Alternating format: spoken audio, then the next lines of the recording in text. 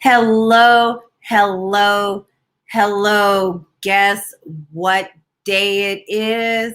It is Growth Groove with Dr. Ericka Day. So you know that means it is Tuesday. As you know, you can find me here Tuesdays at 7 p.m. Eastern every week. That's the day usually never changes unless there's something really big that I am on for Growth Groove. So I am so excited to come to you tonight.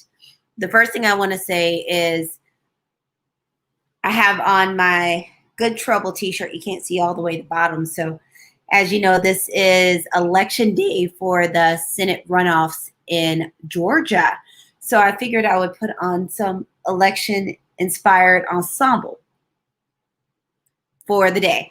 So that's what we're doing tonight. But tonight, this is part 3 of the series, Principles to Put 2020 Behind You and Make 2021 Count. Because you know what? We want 2021 to be a great year. And we are just fresh into the year. As you come on in. Let me know how your year is going so far. I want to know. So tonight's topic, we started off with forgiveness. Then we did acknowledgement. Today is gratitude. And I'm going to go ahead and give you a sneak peek and let you know that there is something special for tomorrow. But guess what? I'm not telling you right now what tomorrow's is. So thank you so much for joining. First, I want to quickly just say a couple of housekeeping things. Other than you, please feel free to comment. I'd love to interact with you all while we're on this wonderful stage and platform right here. The first thing is if you know someone that needs this message, please tag them. The next thing is if you know someone, you can share this. And if you want to be super fancy, do a watch party, but you can always share. The last thing is if you're watching it later and it's not live, it's not a problem at all. Just put hashtag replay in the comments, let you know you were here. Can we do that? Sounds great. So let's go ahead and get this started. So if you do not know me, I am your host, Dr. Ericka, Harvard-trained double board certified psychiatrist and integrative lifestyle coach. I am irrationally passionate about helping people be better so they can do better and ultimately live better.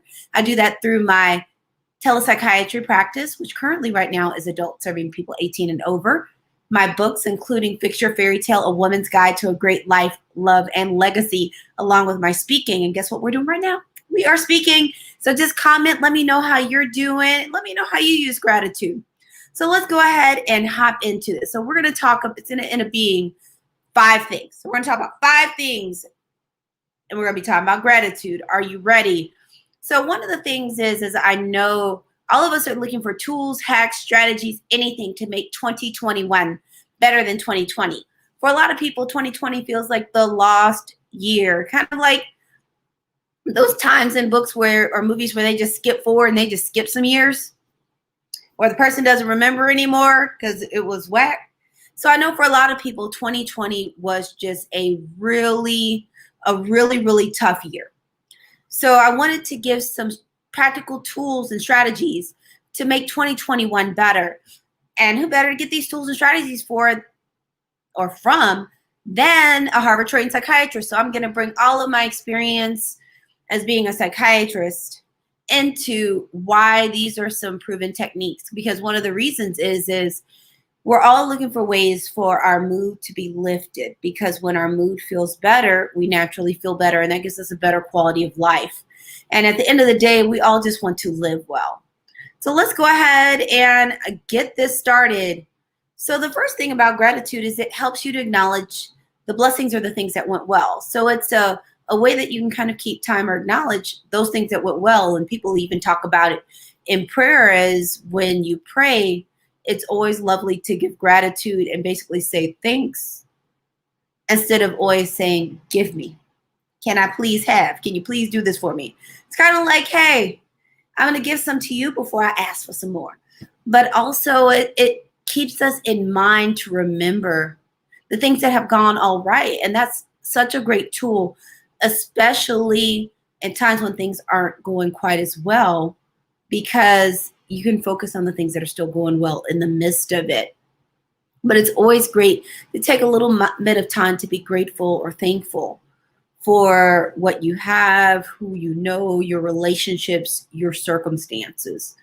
The next thing is it takes the focus off how much 2020 may have sucked.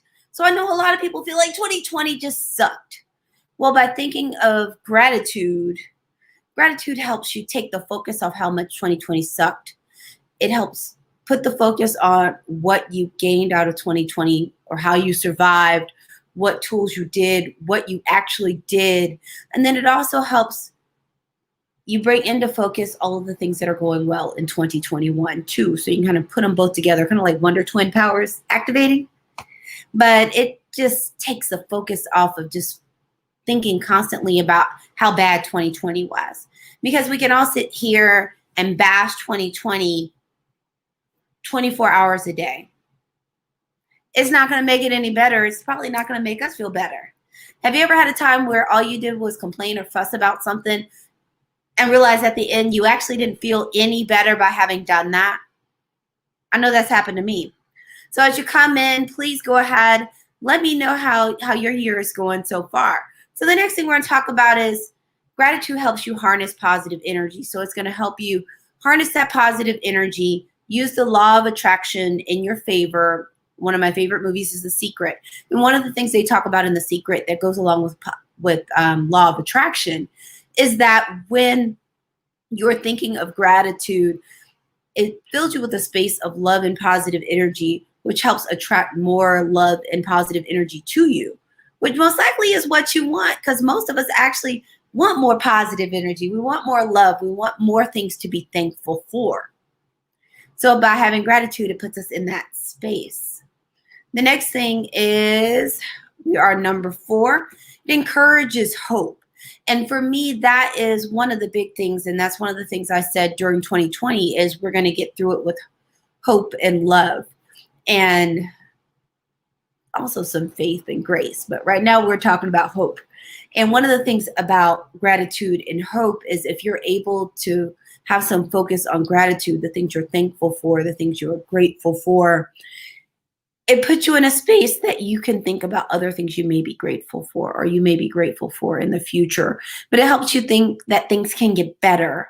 It helps give you hope that the things you wish or desire can actually happen, not those deep interpersonal relationships, just personal security, something above just the basic desires to live, eat, and sleep can be met. But having gratitude gives you hope, and hope is extremely powerful. It's something I actually say about my position as a psychiatrist is I hold on to hope until people can hold it for themselves, because I feel like a huge part of helping mental health and healing mental illness is by having hope, because it's hard to get better if you don't believe you can be better. The next thing is focusing on positive energy can help decrease sadness, anxiety, and irritability. Who doesn't want less sadness, anxiety, or irritability? So focusing on gratitude can help affect your mood. And who doesn't want a better mood? And we're looking for any hack strategies or tools that can improve our mood and our mental health, because typically if your mood is better, and no, we're not talking about being manic, but if your mood is better, then you're going to be in a space that you're going to have more mental clarity. You're going to feel better about yourself. You're going to feel better about your situation. And sometimes when you start getting and having some of these more difficult emotions, then they can snowball and become more. So it can start with a little bit of sadness, and then it grows and grows until you're fully depressed, or you're a little worried, and it grows and grows and grows until you have a full-fledged anxiety disorder. Or you start just, things get a little on your nerves, and they get on your nerves so bad, then we look up and you have a major mood disorder. So we're teaching you tools and strategies. This is not me being your doctor. This is just giving some general education of some things that can be helpful to your mood. Now, naturally, if you're struggling with your mental health and it's very difficult, then you can use some of these tools, but you probably also will need to see a licensed professional such as myself to just help make sure you have everything you need to be at your best. Because at the end of the day, That's what all of us are looking for, is to, as the song says, I'm living my best life. It's my mom's favorite song. I think I told on her that's her song. That is her jam. But we all want to be able to live better and to live at our best. And this is one of those tools to help you get there. So before we do a quick rewind, again, we are talking about principles that are going to help you move past 2020 and make 2021 count.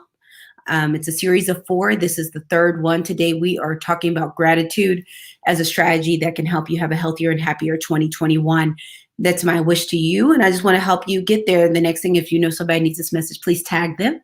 Also, you can share. And the last thing is, if you're watching it later, don't even worry about it. Just put hashtag replay. Let me know you were here. And just hop in. Let me know how you're using gratitude and how your year is going. So we're going to do a quick recap. Number 1 is gratitude helps you acknowledge blessings or the things that went well. Helps you focus on the good stuff, not just the stuff that sucks. Because you know what? Gratitude helps you take the focus on everything that sucked in 2020 and all of the loss, because a lot of people had so much loss, from loss of loved ones. I even talked to a patient who lost their dog. Their dog died. I've seen so many messages this year about dogs. People have lost family, friends, people they cared about, people they have admired, loss of income, job, financial security. There's been just so much loss of health. And a lot of the stressors in 2020 naturally will roll into 2021. So I want you to be able to take the focus off of what sucks and move to what is going well that you can build upon. The next is gratitude helps you harness positive energy. Harness it, hold on to it, let it guide you somewhere. I know I'm just feeling really musical today. So thanks for dealing with the fact that for some reason I am dancing and singing on camera today. But it's important to harness that positive energy. Go ahead and hold it. Go ahead and make it better, because you deserve it. Okay? Sounds great?